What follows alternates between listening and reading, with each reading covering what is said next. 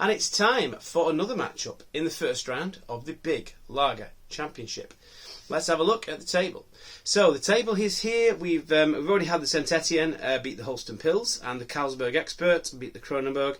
The Madry moved its way past the Gallera, and we've had a slot that has been changed now. So what used to say Grande against the San Martinez has now been taken by the Perlenbacher Pils. So in the last episode, if you remember, we put them two against each other, basically because I didn't want to be reviewing them too soon to review, like the lager went through too soon after reviewing it in the preliminary, if that made sense. So I thought I'd put it towards the back end of the first half. So I replaced it with the Grande, and now it's going to be up against the San Martinez. So that's where we're at so far. And now this week we have got, or this episode, we have got these two beers.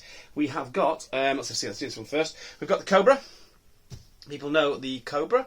So it's the Cobra World Beer, apparently, and it is a 620ml bottle, and it says here it is 4.5%. I think it says there.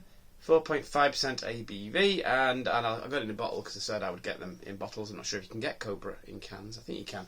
But I got it in a bottle anyway because I said that's what I was doing now. The 1897 is only available in 4-packs, so this is what it's up against. The 1897 is basically Aldi's version of Kronenbourg by the looks of it. So let's have a see if it does any better than the actual Kronenbourg did in the earlier matchup. So anyway, enough waffling. I just can't wait to drink these two. So let's get them cracked open and into glasses and see what I think of them. Okay, beer's poured. As we can see, this one poured with a bit slightly bigger head than this one. Got some nice generous pours there, about the same amount as each. As usual, let's let you guys know which one is which. So this is which one is which.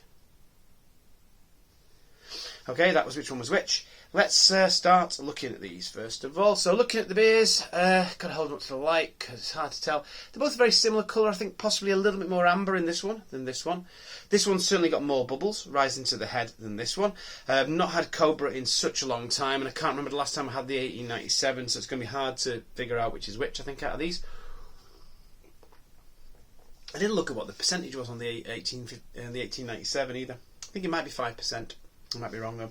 Anyway, let's. No, it doesn't really matter. Let's have a little nose. So this one looks a little bit less bubbly than this one. This one is slightly lighter, I think, but I can't tell properly. Let's have a nose and see what we think. Not a huge amount coming out of me. A little bit of syrupy malt there. Doesn't smell great. It smells okay. It smells okay. There's nothing wrong with it. Just smells a little bit like those beers in the Cheap Lager Championship did. But it's really about whether that translates into flavour. The thing about the beers in the Cheap Lager Championship, they didn't really the smell didn't really translate to the flavour. There's a bit of citrus in that as well. A little bit of orange. It'd be interesting to see if that does translate. Let's try this one. Let's have a nose on this one. See what it's like. Oh, very different that one.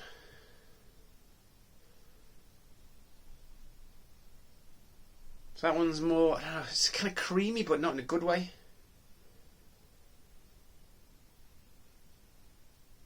Possibly get a little bit like apples or maybe pear in there.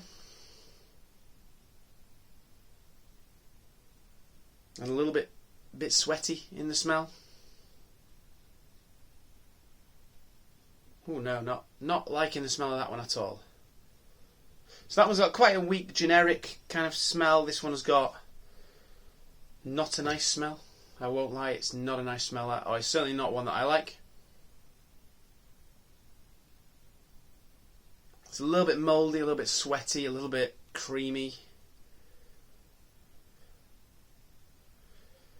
And possibly a little bit of citrus in the back there. Let's get on to the taste, because it's all about the taste at the end of the day, but that doesn't smell good. Let's try this one first. Cheers.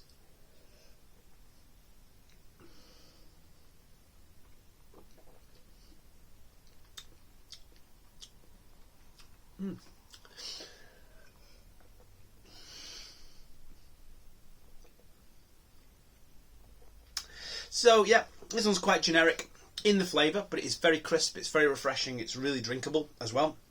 It's quite smooth as well, it's not gassy.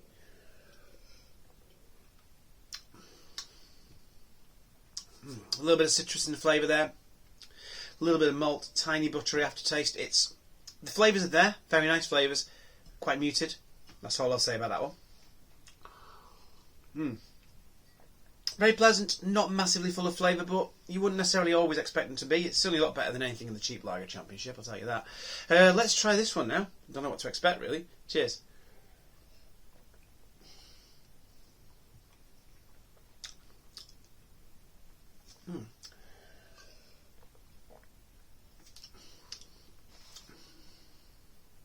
So it's certainly trying to be a different type of lager. This is not the same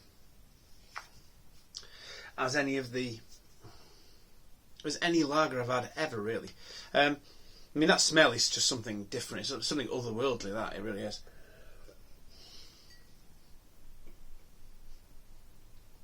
The taste isn't that bad. There's a bit of citrus in the taste there, a little bit of fruit. Again, quite drinkable, quite refreshing. Certainly not a sink pour.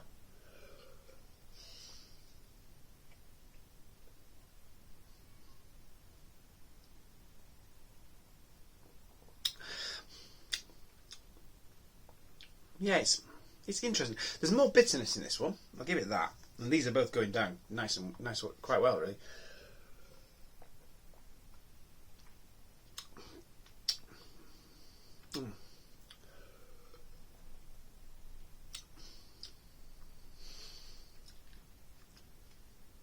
Yeah, that one's got more bitterness in it. Oh, this one's really drinkable.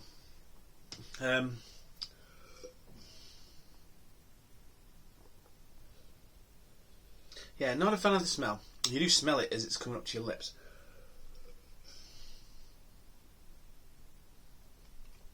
There's not enough going on in the flavour to save it, I don't think. Yes, it has got a bitterness. It's not bad.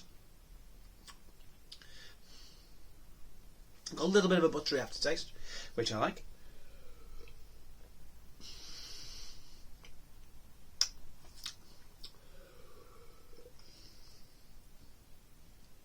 There's more of a malt presence in this one.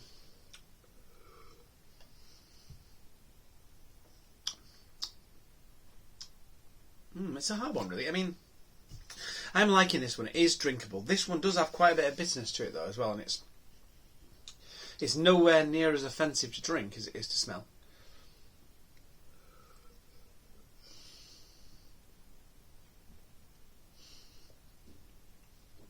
Having said that, there's a little bit of that mouldiness in the background there. Whereas that one is clean as a whistle. So, what can I say? I'm going to call it now, I think.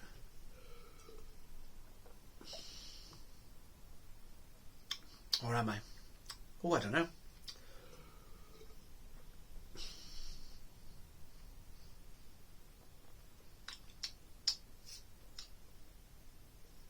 Oh, I honestly don't know. I really don't know which is which, at least, to be honest.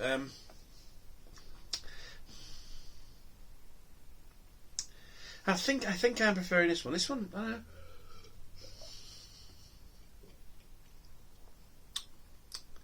This one's not quite to my taste, I don't think. Now, something in the taste that I don't associate with a traditional lager. This one,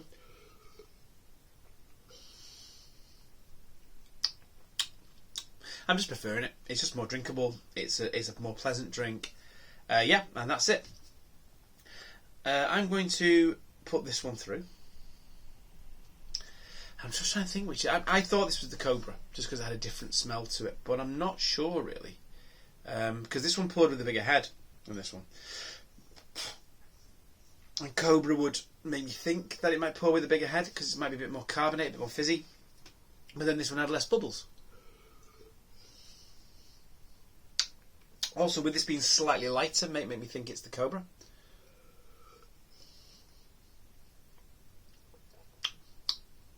Yeah, I'm not a fan of the flavour on this one. Right, what I'm going to do then is I'm going to say that that's the Cobra and that's the 1897. I'm going to find out, I'm going to come back, but either way this is going through, so we'll see which is which in a minute. Okay, I can't remember what I said now as to which one was which. the differentness of this one made me think it was Cobra, but I can't remember where I changed my mind and said this was Cobra at the end. I really can't remember. Anyway. No, because I think I put them that way around when I asked my wife if I was right. So, that one was Cobra. That one was the 1897. So, so just the fact the smell was so different. And my wife said when she was pouring it, she said, "Oh, I don't like the smell of that." It's different. It's an acquired taste. I mean, I know a lot of people who drink this probably don't smell it before they drink it. But the smell is what put me off originally. It's got a nice aftertaste. It's got a nice buttery aftertaste. I'll give it that. It's very drinkable. It's got a nice bit of bitterness to it. It's not a bad beer by any means, as long as you don't smell it. It's quite a nice little beer. I'm drinking it now. It's quite nice. Whether I'll get it again, I don't know. But if I was somewhere and they had this to buy, whatever, I would probably buy it. If there was this or Carling, definitely, I would get it. It's all right. It's a decent beer. Cobra, it's all right. I don't like the smell of it though, and that doesn't work for it. But this little number is nice. It's what is the percent on this one? 4.6, only 4.6 actually. So they are trying to match Kronenbourg. It's all right, that though. It's a bit like just a standard lager, but amped up a bit. And this is different. If you want something a bit different, then the Cobra will be for you. It wasn't for me today, so that's out. Yeah, but it's different. It's all right, but this was better, and this was better, but still not amazing. But it was a bit more all right than the Cobra was. Let's finish that off. So there we go. So 1897. It's certainly better than Kronenbourg. I'll give it that. Or better than Kronenbourg than it is now. But yeah, it's really drinkable. It's really drinkable. It goes down. It's really smooth. It's really smooth, really drinkable. Goes down easy. It's got a nice little bit of bitterness. It's got a little bit of an aftertaste. It's got all the flavours that I associate with a really nice lager. Just they're a little bit muted. That's all I would say about it. But yeah, 1897. Good little tipple. There you go. 1897 through to the next round. I can't remember what it'll match up against now. I think we have to wait now to see what it goes up against. I haven't got my sheets with me, so I don't know. They're over there somewhere. Oh well, it doesn't matter. I might put it up on the screen to show you what it'll be up against, but there you go. I might not. Anyway, until next time, have a good one.